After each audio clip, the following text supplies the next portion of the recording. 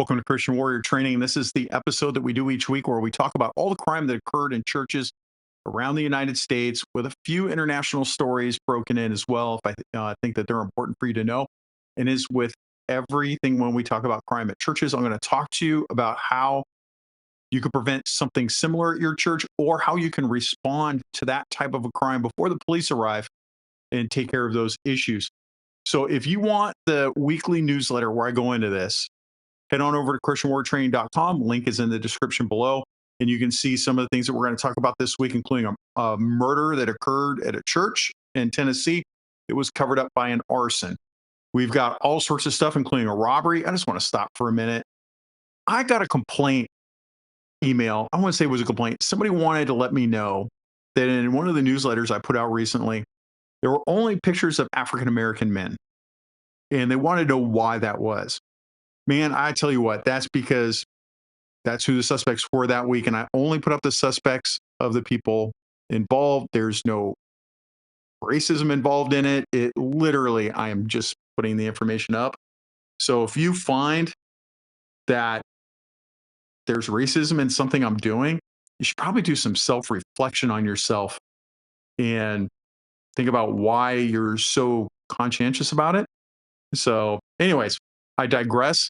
Let's get into it. And we will start talking about the first crime. Is probably the biggest one that we got right now. I did cover this fire a couple of weeks ago at a church in Athens, Tennessee. It looked like it was going to be arson. Turns out it was. This man here was arrested. It looks like what the Tennessee Bureau of Investigation is saying is that he actually killed a woman and then burned the church to cover her tracks. There is a lot more information breaking as we go along, but I wanted to let you guys know about it. I did a YouTube video that you can see here that broke down all the information for this particular case, along with things. It was a long video talking about what you can do to prevent an arson at your church and how you can help your congregants avoid getting hurt in some way in an incident similar to this. There's a lot we can do to prevent these types of things. So head on over to that video up here and take a look at that. I think it'll help you guys a lot. All right, let's move on over to a robbery that occurred. I'm just going to play this video really quick because I think it's important to show who he is. That's your suspect right there. All right, so police in Philadelphia are searching for a suspect who allegedly burglarized Holy Cross Church and then robbed a woman at gunpoint as she was leaving the building. Now, the incident occurred just before noon on Friday, and the suspect, seen on dashboard camera footage, wearing a hat that says, "All hustle, no luck." I can't make this stuff up, man. People actually wear stuff like that. He also reportedly broke into several cars near the church. The suspect was last seen fleeing toward Boyer Street. Authorities are asking anyone with information, please contact them. Philadelphia is one of the roughest cities I've ever been to. I think it was on par with Oakland. So look, situational awareness is going to stop a whole lot of attacks just like this. Now, I've written extensively about situational awareness, including an article that you can read.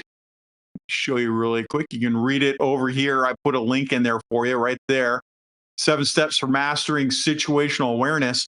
I think it's a great article that will help you avoid any bad stuff happening to you. Now, my friend Chris Heaven over at Survival Dispatch, you might see me over on their Survival Dispatch news every once in a while.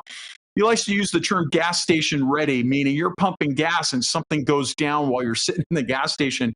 Did you notice it? And are you ready to take action? Meaning, are you carrying? Do you have something, to protect yourself? Can you egress out of the area? So basically, if you're at the gas station, something pops off, are you ready? So you want to be gas station ready all the time.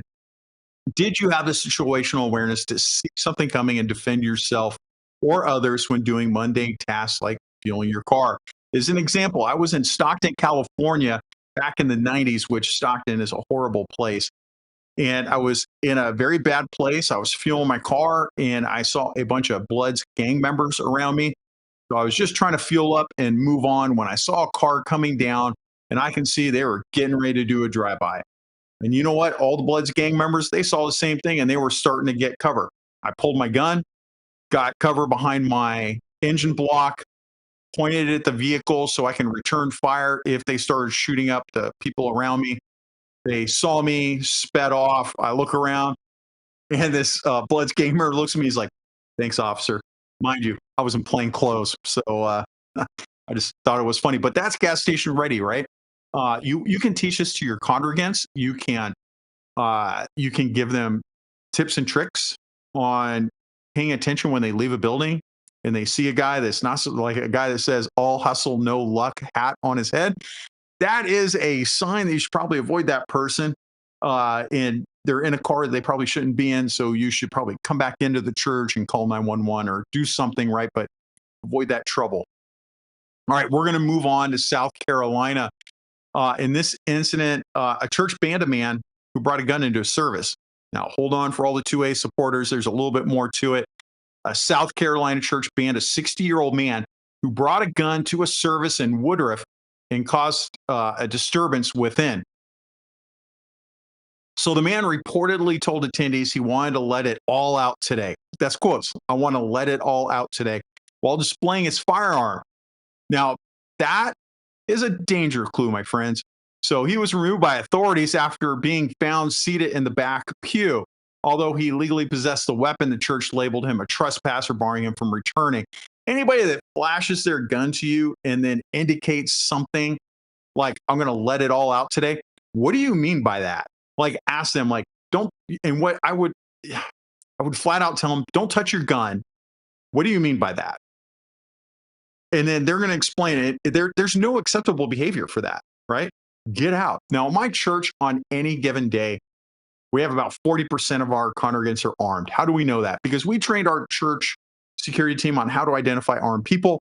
I live in Idaho. Everybody has a gun. There's a gun. I mean, seriously, everybody has a gun. We have constitutional carry, which means you don't need a permit to carry a gun. All you have to be is a United States citizen. People come armed to church. I'm okay with that. I don't have a problem with that. I do have a problem with people flashing their gun and saying stupid things.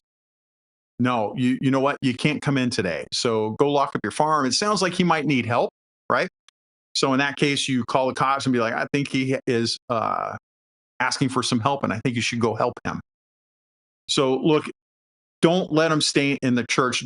Don't let him sit in the back. I mean, can you imagine sitting in front of this guy after he says something like that and flashing his gun, and then now he's behind you and you don't know what he's doing? I don't feel comfortable with that. Okay, even if you have a security officer sitting next to him, I'm not good with that. Reaction is a second and a half. So by the time he starts drawing his gun, you have a second and a half to react to that. A lot can happen in a second and a half.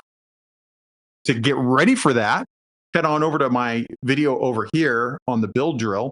The build drill is the timer goes off, you pull your handgun, and you fire 6 rounds as fast as you can at the target, all hitting in the A zone, which is right here. You should do that in sub 2.5 seconds. That's your goal. If you're not there, keep practicing. And that's what you're preparing for. But I would not let him stay there. I'd be like, hey, man, you got to leave. Like, go. You can't be flashing your gun inside of church. Don't let him sit down. All right. We're going to move on. A naked man arrested after breaking into Pennsylvania daycare. All right. Naked people. We always had a saying in my police department and really in police work in general. Naked people kill cops. Naked people can still kill people. They are dangerous when they're running around naked. It's usually because they're on drugs or they're severely mentally ill or demon possessed. So you want to avoid those people at all costs. Now, look, this was an 18-year-old man. He was arrested after breaking into Sunrise Christian Day School in Linwood, Pennsylvania. Man, Pennsylvania's got a lot going on lately. And jumping from a second-floor window while naked. The suspect, identified as Sahir Badel Chandler. That's so weird. Sahir Badel Chandler. That hyphenated last name just doesn't match the rest of it. Anyways, reportedly attempted to force entry into the daycare armed with a pair of scissors before stripping naked and leaping from the window. He was later found bloody in traffic and taken into custody.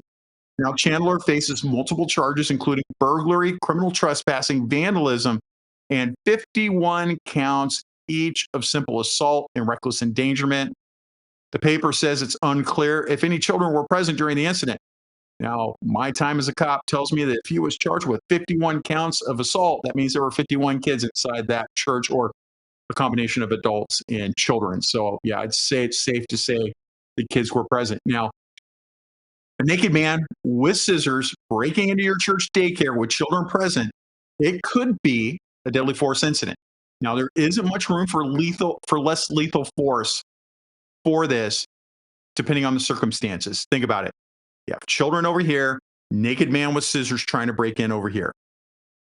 You can try and de-escalate and point your gun at him and say, put the scissors down, walk away. But I'm guessing because he's naked, that he is probably under the influence of drugs. And a lot of those drugs, it would be drugs like PCP that make you get naked, or spice, or which is sometimes known as K2, which is another synthetic drug.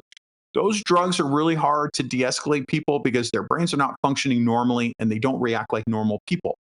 So that's going to be a tough one, right? I am not telling you to shoot that person, but what I am telling you is that you can see my review of self-defense insurance specifically for church security teams over here. I just did it at Christian Warrior Training. You can see the article right there, self-defense insurance. I did a whole review of everybody over there. Go take a look at it, and you can see who my recommendation is and just what I got to go back to the Naked Man article. There we go. And just I did a review. I looked at basically who's the best for you as a church security team member. There are a lot of good programs out there. There are a lot of bad ones too. I don't disparage any particular program. I just tell you that this is what I found, and this is the one you should probably get. Because look, if you end up shooting naked man with scissors trying to protect the children, 100% you're going to get detained in handcuffs, and then until they figure it out. And then they are going to have to figure it out, but somebody's going to try and sue you. The family's going to say he was just getting his life back together. It was just a pair of scissors. It wasn't a deadly force incident. They're going to make up all this crap, and then you have a lot to lose. So you need to protect yourself. That's the way you're going to do it. All right, we have a whole lot of sex crimes that occurred this week. They are all unfortunate, but we have to talk about them so we can prevent them from occurring at our church. Now, this one's horrible. Missouri woman was arrested for allegedly molesting a teen she met at church. Now, a 25-year-old woman was arrested in Missouri for allegedly molesting a 13-year-old girl she met while attending the House of Deliverance Church in Bridgeton, Missouri. Now, St. Louis County Police were alerted to the alleged abuse by the victim's mother, who discovered the situation after reading her daughter's diary. The woman faces charges of child molestation and statutory sodomy, with evidence reportedly supported by cell phone messages. Now, the church confirmed the woman was a member, but emphasized she never worked or volunteered there, and the alleged crimes occurred outside the church.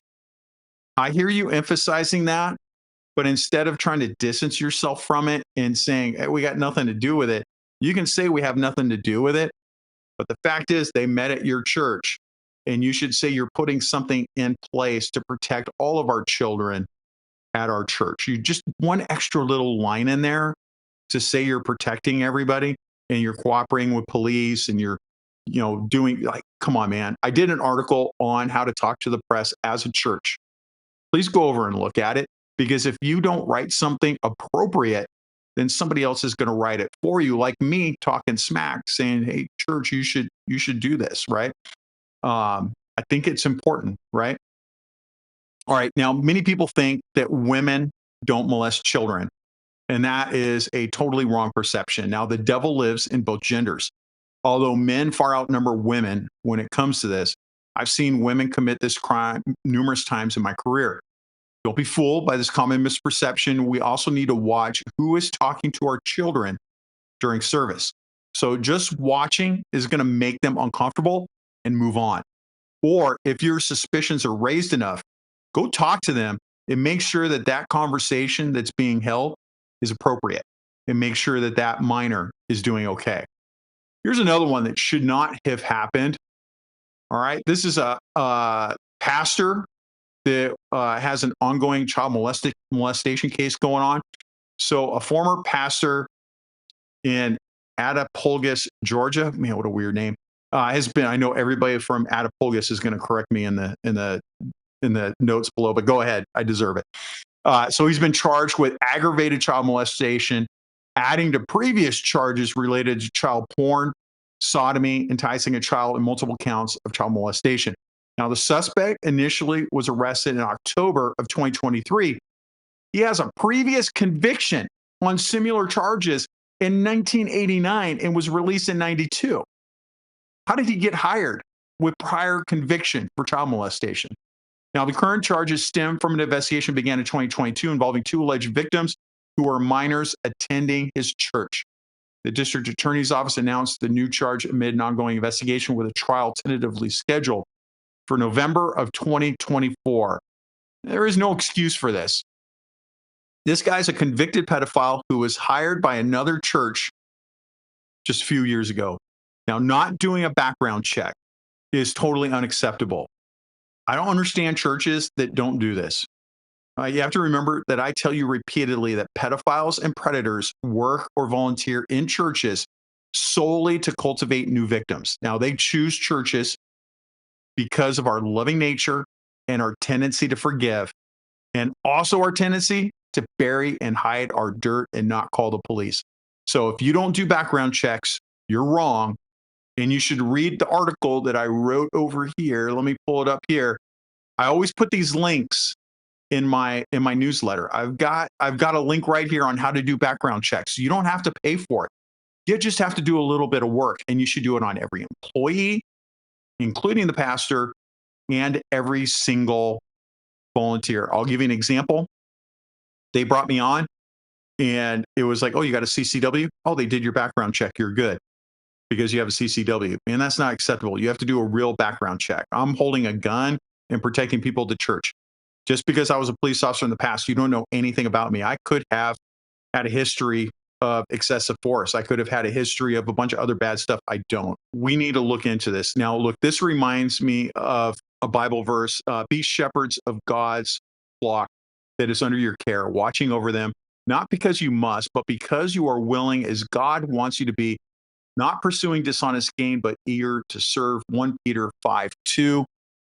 I think it's important for us to be very diligent and to protect our people. This is all right. So, man, we're going to go on. There's some crazy stuff happening, right? This is a preacher wanted by the FBI for sex crimes, and he evades Philippine police in a standoff. So, a violent standoff between Philippine police and followers of fugitive preacher Apollo Carrion Wiboli. Sorry, man, it's Filipino. I'm not really up on that. So he's wanted by the FBI on charge of sexual abuse and human trafficking and has entered its fourth day. All right, so this guy committed some human trafficking in America and then flees to the Philippines. So the Philippines has nearly 2,000 officers that have surrounded the Kingdom of Jesus church compound in Davao, where the suspect accused of running a sex trafficking ring is believed to be hiding. The raid, which began on Saturday, has been met with resistance from his followers, resulting in injuries, arrests, and the use of tear gas.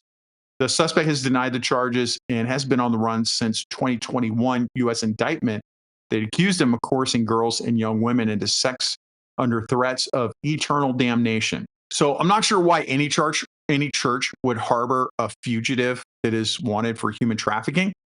You probably should all go back and read the Bible because I'm not sure we're reading the same Bible, people. All I can think of when I see churches hiding their dirt is Isaiah 1:17. Now learn to do right, seek justice, defend the oppressed, take up the cause of the fatherless, plead the case of the widow. Do better, church, that church in particular. Sorry, just to emphasize that. All right. We have a High Point church worker arrested in a sexual assault investigation. I got the wrong one up there. Hold on. Nope, that's not the right one either. I missed it. I'll bring it up here in a second. All right. So a church worker in High Point, North Carolina has been arrested in connection with a sexual assault investigation involving multiple teenage victims. Now, James Murphy, 44, was taken into custody on Thursday morning and faces 30 counts of sexual battery. The investigation launched in January of 24 revealed that several assaults occurred in 2023 while Murphy was employed at a local church. The victims were all between the ages of 16 and 19 at the time of the alleged incidents. I don't know what else to tell everybody except that you need to have strong background checks and you need to have a good policy about adults being with children. And then for you on the safety team, if you're on the safety ministry, make the rounds and be checking up on those kids and make sure that they're safe. Okay. And part of your job on the safety ministry is also to make sure that your church is doing the right thing, right? They have good policies in place. All right. I don't know what happened to that. Yeah, I got to find that article. Sorry about that. Not to drift off there. We're going to talk about a man that was arrested for allegedly setting fire to a Georgia church, and the pastor is calling for prayer. Now, authorities in Byron, Georgia, have arrested Luke Westfield, the suspect in an arson case involving Byron United Methodist Church on West Heritage Drive.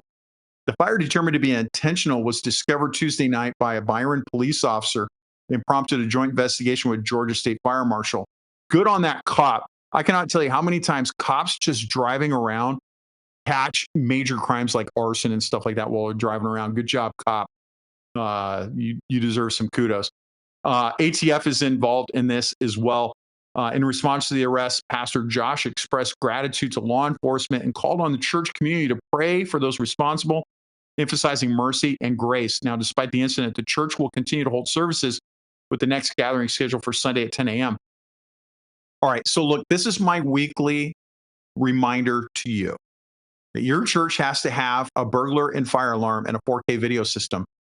You should have done it yesterday, but today is not too late, but tomorrow is. Okay. I remind you each week that, look, a burglar alarm goes off. Police are going to respond. If they don't respond because they're too busy, if the guy goes in and sets a fire, then the fire alarm comes in next, and the dispatcher is going to see, oh, I got a burglar alarm and a fire alarm. That means somebody just broke in and lit the place on fire. You now go to the top of the list. You're up there with like a shooting or something like that. All right. So you just jump up to the top of the list. It's super important. It saves you money in the long run, might save on your insurance as well. Now, look, the other thing I want to talk about is the Methodist Church. Okay. The Methodist Church has changed their value system that is contrary to biblical beliefs. I don't know if this is the case, but I do want to put out a warning. The Presbyterian Church and the Methodist churches have turned from regular biblical teachings, and this has attracted a lot of attention from evangelicals that are upset. And we are seeing a number of evangelicals that are vandalizing and torching some of these churches because they're angry about them turning away from the Bible. With that said, what would Paul have done? He would have written a letter to the church to get them on the right path. He certainly wouldn't have gone over and burned it down. Please don't do that. I can't believe I have to say that, but I'm not saying that's what happened in this case. I'm just noticing a big trend here, and I think it's important to talk to you all about it. Please don't burn down our churches, even if you disagree with and I disagree with what they're doing. I was Presbyterian and I switched because I don't agree with what they were doing. And one of the things, I was just counseling a person the other day. They were upset about something their church had done. And I just asked them the simple question, does your church tell you to do something that is against the Bible? And his answer was no. And I'm like, then you should have some self-reflection and determine if like maybe you should change the way they want to, or if you should keep working on it or whatever. If the answer is yes, then you should leave that church and go somewhere else. And so for me, it was, I disagree with what they're saying. They are asking me to violate the Bible or what's written in the Bible. So I left, and now I'm in a church that preaches the Bible, and it's a wonderful place. So just my 2 cents for you. All right. We're going to move on to some property crimes right now. There is a church office manager sentenced for embezzling $912,000 from a Tulsa church. Now, the former office manager of Trinity Baptist Church in Tulsa, Oklahoma, has been ordered to pay $912,000 in restitution after pleading guilty to embezzling funds and filing a false federal income tax return. Ooh, that's the one that's going to get him in trouble. Katrina Hartman, 55. She served the church for over 16 years, was sentenced to 30 months in prison and 5 years of supervised release. Now, Hartman forged checks to herself and falsified church records to cover up the theft, which included over $735,000 from the church and more than $177,000 owed to the IRS. Now, she falsely claimed over $78,000 in medical expenses to reduce her tax liability. She's going to go to federal prison on October 2nd. Now, want to know how this happened? It might be because the church might not be doing regular audits of the books. Now, almost $1 million was taken and no one did an audit to catch this malfeasance. Now, you should make it difficult to steal from the church by implementing a strong policy that includes regular audits. I wrote an article about how to protect your church finances. It is included in this week's newsletter, the link to the article. You can read that. It gives you step by step how you're going to protect your church finances, which includes doing regular audits. I remember when I was a narcotics detective, they gave me cash to pay informants and buy drugs. I went through my entire first tour in narcotics, 3 years, with never having an audit until the day I left. When I came in the second time, somebody finally did an audit, and we caught one of the detectives had been using the money to pay his bills. It keeps people honest, right? When I came in as a narcotics unit supervisor, first thing I did on day one was, hey guys, get your stuff together. We're going to do an audit. Everybody complained. But you know what it does? It makes sure that nobody is tempted by the devil. Take that money and do something. And so you're just taking away. It's not that you don't trust anybody. And my guys were mad. They initially they were kind of like, "What, you don't trust us?" Like, no, man, I'm setting it down, protecting all of us. We're dealing with money here, and it's flowing everywhere. We should be doing audits to protect everybody. I expect that you do the same thing. All right, so we've got another one here.